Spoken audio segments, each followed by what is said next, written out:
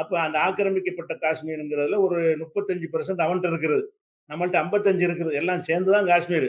இப்படி வந்த உடனே இந்த பிரச்சனை வந்து நேரு காலத்திலேயே ஐநாவுக்கு கொண்டு போறாங்க. ஏன்னா 2 நாடு என்ன செய்யுது, இப்ப இது இந்தியா என்ன செய்யுதுன்னா, எங்கள்ட்ட தரணும்னு கேட்கறாங்க. ஏன்னா ராஜா ஒப்படைச்சுட்டார்ல. ராஜா ம். வந்து எங்கள்ட்ட ஒப்படைச்ச காரணத்தினால, அந்த பகுதி எங்களுக்கு தான் வரணும் அப்படின்னு சொல்லி இந்தியா கோரிக்கை வைக்குது. அதே மாரி பாகிஸ்தான் என்ன செய்றாங்கன்னு கேட்டா, அந்த மக்கள் எங்களோட சேர தான் விரும்புறாங்க. அதனால எங்கள்ட்ட வந்து ராஜாவ சொல்றத நாங்க ஏத்துக்கிற முடியாது. மக்கள் சொல்ல தான் ஏத்துக்கிறோம்.